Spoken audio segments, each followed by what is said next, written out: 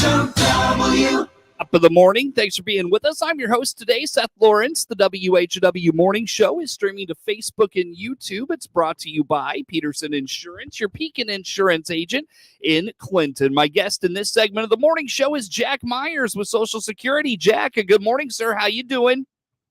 Good morning, Seth. I'm doing well. How are you? Doing all right. Doing okay. Thanks for making time for us as always. It's good to have you on the program once again today. And Jack, let's start out with talking about helping our loved ones with Social Security and how we can maybe help them navigate the many aspects that Social Security has to offer. What do you have for us here this morning?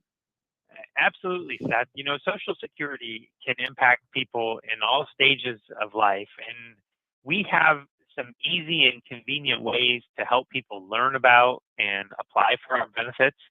And I think it would be a really good opportunity to try and help some of your friends and family members navigate through some of these things if maybe they could use some assistance, either from our programs and just from you in terms of helping them understand. And some examples of things that you could help people do with Social Security.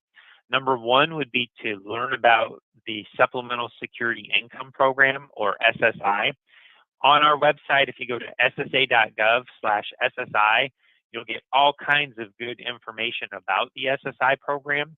You know, basically what it is it's different than the Social Security benefit program. It is a needs-based program that we administer out of our offices that can pay benefits to people on the basis of disability if they're under age 65, or on the basis of age if they're 65 or older and don't qualify for much or any Social Security benefits. So because it's a needs-based program, there's no work history that's required. They don't have to have worked and paid into Social Security, but they do have to be limited income, limited assets. They have to have limited income and limited assets is what I mean by that. And because they don't have to have worked in, the folks that may not qualify for Social Security disability could potentially qualify for SSI. So it could be a real big benefit to someone who's struggling to get by. And you can check out that website, ssa.gov/SSI, to see if you think they might qualify and how to go about applying. In some cases, you can actually file the SSI application online, but that is pretty limited. Only certain circumstances can you file the SSI app online, but at a minimum, you could help them learn about it. So really a good thing you could help people do there is learn about the SSI program. Mm-hmm. For sure. Now, how about helping folks apply for disability benefits? Can we help an individual with that? Absolutely. And that would be the Social Security disability, or SSDI. So that's the program that we administer that you're probably more familiar with. When you work and you pay into Social Security, you earn future retirement benefits, but if something happens and you are unable to work due to a disability, then of course we have the Social Security disability benefit program. And if you have a friend or family member who is needing information about that, you could help them go to the website, ssa.gov. You can learn about the disability program and if they may be a candidate for it. And then you can actually apply in most cases for the SSDI, or Social Security disability benefits, on the website. So that's a real good way you could help somebody out. And Seth, if they're in the process of applying for disability through Social Security and they get denied, you can actually do an appeal through the website as well. And that's a real easy way to do an appeal. So basically, when they get a denial notice, it'll tell them that they can go and do the appeal online. So it's pretty simple. And you have 60 days to file an appeal after a disability denial, and we have to get that in writing within 60 days. If you do it online, as soon as you submit it, that's considered to be submitted in writing. So really can save you some stress of mail time and stuff like that during the appeal process. Very good. Now, and you mentioned the appeal process, Jack. Let's also talk about just creating a Social Security account, the My Social Security account, for our loved ones that may be embarking on some of these things. They're probably going to want this. So that's probably just a good place to start, is a My Social Security account. How about that? Yeah, you bet. It really is, because the My Social Security account, so when you go to SSA.gov, that's basically our general website that's got all the information and you can apply and things like that. But once you get to the SSA.gov website, you have an opportunity to create your own personal My Social Security account. And basically, that's going to be like your personal portal into your Social Security information. Now, you can't create an account on behalf of someone else, but you sure can sit with them and help them do it. So if you help somebody do it, then they can see their earnings history and estimates of future benefits. They can actually request a replacement Social Security card if they need one and they have an Illinois ID or driver's license. They can check the status of pending applications for Social Security, retirement, disability, whatever they've applied for, they can check the status of that application. If they already get benefits, they can review their payment history. They can request replacement documents such as an SSA 1099 for tax purposes. They can request a letter that tells them how much they get from Social Security, and a lot more things are available through that account. So it really is helpful. You're right on the money there. But, it can be intimidating for people to set it up. So if you're comfortable with technology, consider helping your loved one who isn't. A lot of times they don't want to ask for the help, but I'm pretty certain they'll be glad you offered if you take the time to do so. Very good. So able to help people there. Again, Jack, where do folks go for all information on these things, helping our loved ones with all the challenges and navigation of Social Security we talked about here this morning? What's the best way to learn more about this? Best way to start is to go to ssa.gov. We also have something there called ssa.gov/third party. So if you go directly to that website, it'll just show you some of the ways that you can help others. So ssa.gov/third party. Very good. Jack, did I miss anything in all of that, by the way? Nope, we made it through just fine. Jack Meyer, Social Security, my guest on the phone here for this morning. Jack, it is tax season, of course, as the tax filing time of year comes around. Are Social Security benefits taxable? Maybe some wonder. Yeah, Seth, that's a great question, and it is that time of year. The federal income tax will possibly be due on Social Security benefits. So, basically it's kind of state by state. Most states don't tax Social Security benefits, but there are some who do.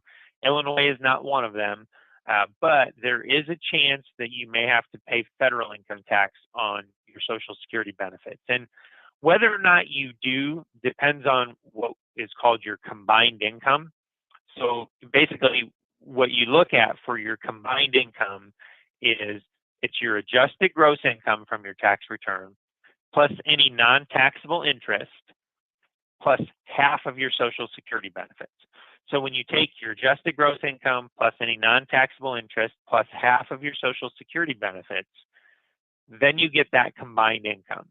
If you file your tax return as an individual and your combined income is between $25,000 and $34,000, then you're going to have to pay federal income tax on up to half of your Social Security benefits.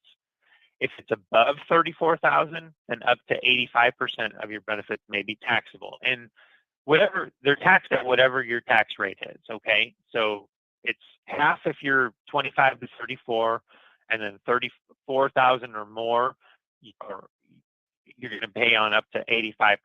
So if you file a joint return and your combined income is between 32 and 44, then you may have to pay federal income tax on it up to half.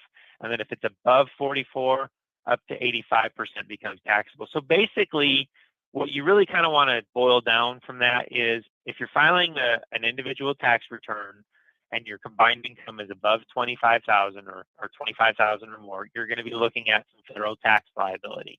If you're filing a joint return and your combined income is 32,000 or more, you're going to be looking at some federal tax liability. So that's going to hit a lot of people, and you may be faced with that when you're filing your taxes. Now, if you started receiving Social Security benefits in 2022, this may all be new to you, and you should have gotten an SSA 1099 in January showing how much you received from Social Security so that you can use that information when you file your tax return. I see. Very good. So keep that in mind. Anything else on that, Jack? Any other avenues to consider? Well, if you've misplaced that 1099 because maybe you didn't know you'd need it, you can get a replacement as of yesterday through your My Social Security account. So ssa.gov/myaccount. You could also call or visit a Social Security office and we could issue you a replacement. If you found that you're going to owe some federal taxes and you want to try to prevent that in the future, there is an option for what we call voluntary tax withholding. You could do that through, or by, I should say, requesting it on a form, a W-4V as in Victor. If you choose to have that voluntary federal tax withholding, the IRS allows us to withhold at either 7%, 10%, 12%, or 22%. So you just need to know which of those four you want to elect. You complete the form, which is a very simple form, and it's available on our website at ssa.gov/forms. Get that over to us, and we'll get that voluntary tax withholding started up for you. Easy enough. So keep that in mind. Again, Jack, with all that, for more information on all that, I should say, where do folks go? Who do they call? You can always call us at 800-772-1213. Or again, check us out on our website, ssa.gov. Now, Jack, did I, and forgive me, this is kind of a curveball I'm throwing your way, but I was trying to get you on the phone, obviously, this morning, and the message noted that the Springfield Social Security location is temporarily closed. Is that correct? It is. That's unique to us in Springfield. Right. We had a water pipe break, so we had some flooding in the office. Okay. So we're going through some repairs right now, trying to get all that mess cleaned up. But you can get updated information on that on our website, ssa.gov. If you look at our office closure section, it always kind of gives you an update on any offices that are closed on an emergency basis. You can even subscribe to state-specific updates, so whenever there's a change, you get an email. But yeah, that is going on in Springfield. We're dealing with that right now. We're still open on the phone lines, and we still have a drop box and mail and all that stuff, but it's a bit of a construction zone inside the building right now. Okay. And I figured if there was something going on, you probably would have wanted to talk about it. So at any rate, sounds very, very temporary then, in fact.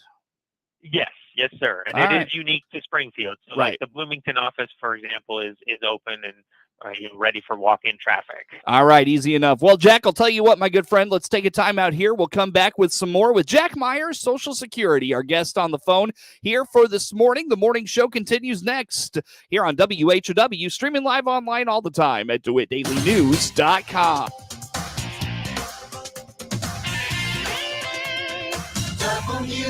WHOW.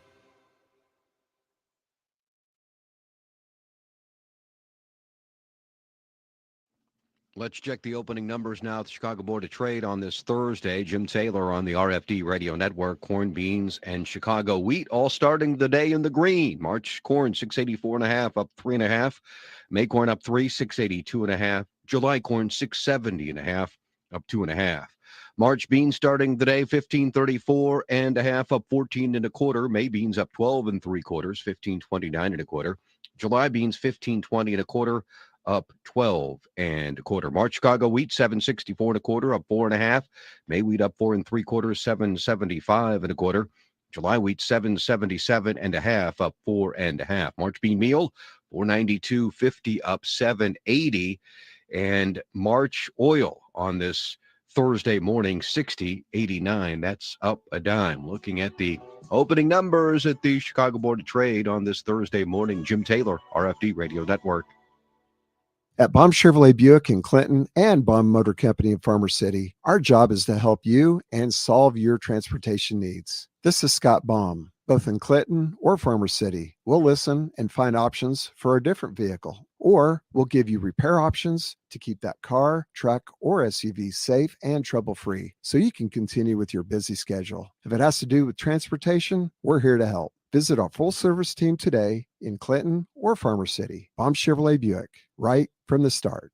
MR Systems Wireless is your local internet provider for Clinton and surrounding area. They have the products you want and the local service you deserve. MR Systems Wireless Internet service for home or business includes unlimited data, unlimited streaming, and unlimited calling. Plans start at just $48 a month and get a free Roku 4 lease with our media packages. Get the speed you need with MR Systems Wireless. Call them at 935-2100. That's 935-2100 for MR Systems Wireless. Your friend in Central Illinois, WHOW. Once again, good morning. Thanks for being with us. I'm your host today, Seth Lawrence. The WHW Morning Show is streaming to Facebook and YouTube. It's brought to you by Peterson Insurance, your Pekin Insurance agent in Clinton. Jack Myers with Social Security, again, my guest on the phone here for this morning. America Saves Week, Jack, comes up later this month. What do we need to know about America Saves Week? Right. America Saves Week will run from February 27th through March 3rd. Basically, this is something that's been going on since 2007. It's just an annual celebration as kind of well as a call to action for everyday Americans to commit to saving successfully. Basically, they focus on multiple aspects of saving, and this year they're focusing on a different one each day of the week. So if they break down that week, Monday through Friday, they've got on Monday, saving automatically, Tuesday, saving for the unexpected, Wednesday, saving for major milestones, Thursday, a little bit of a twist, paying down debt is saving. So I kind of like that idea. Friday, saving at any age. Really, it's, as I said, it's just kind of about awareness and trying to get people thinking about savings. It's a great opportunity to assess your own savings goals and progress. If you don't have them, it's one of those things where if you don't have them, use this as a launching point to create some goals and create a plan.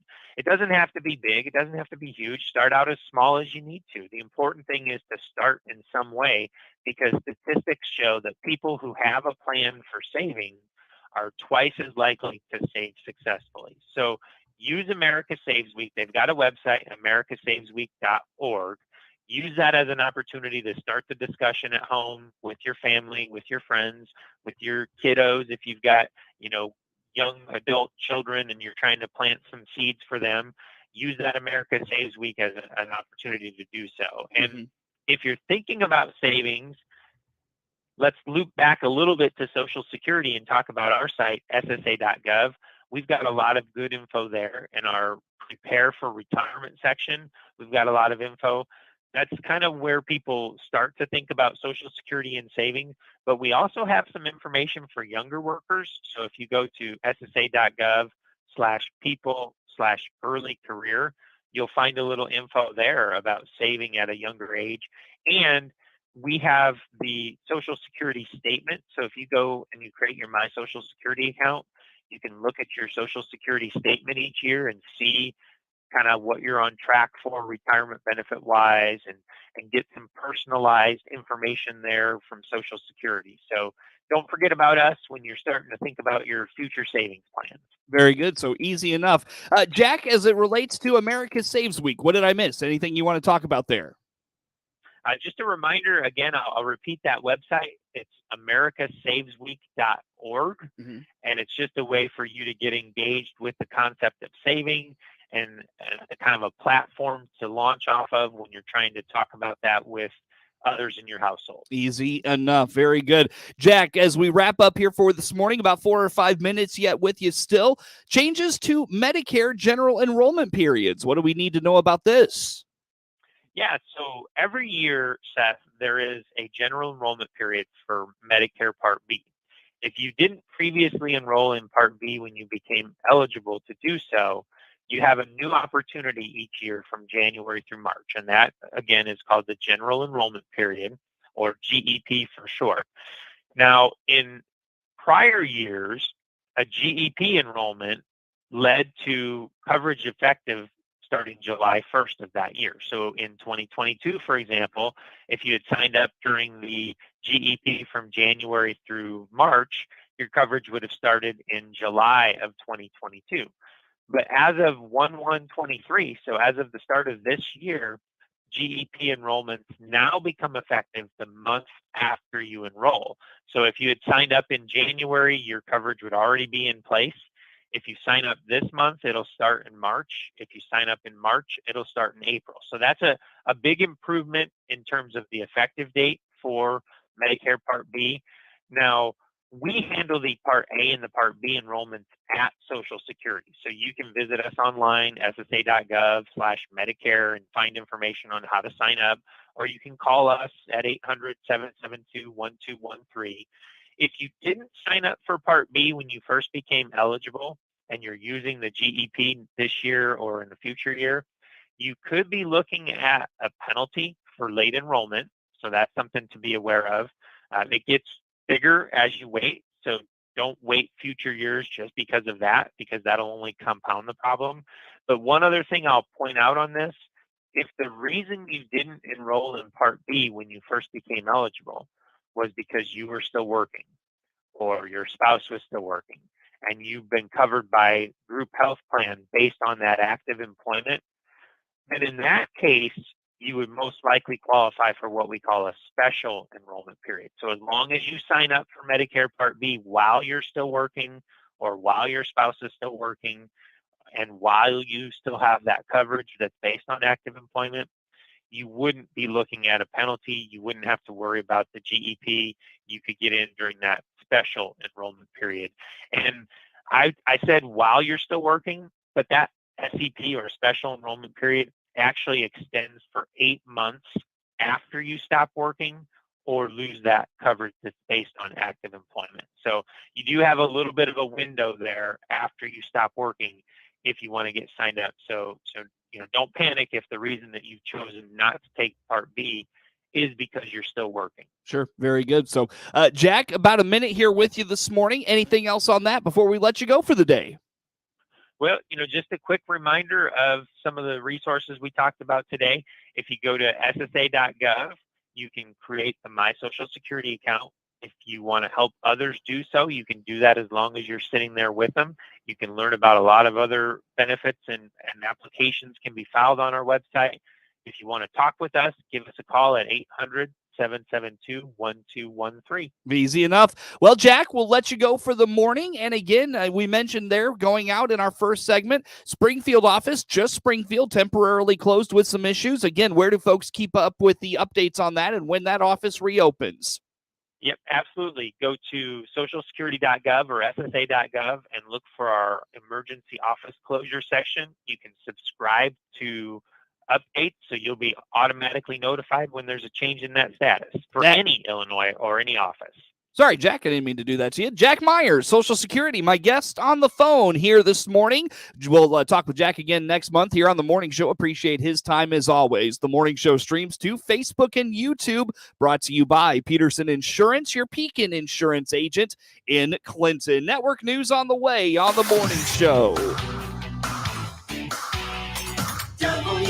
WHOW. The Big 1520 WHOW Clinton, 92.3 FM, W222 BG Clinton, 106.5 FM, W293.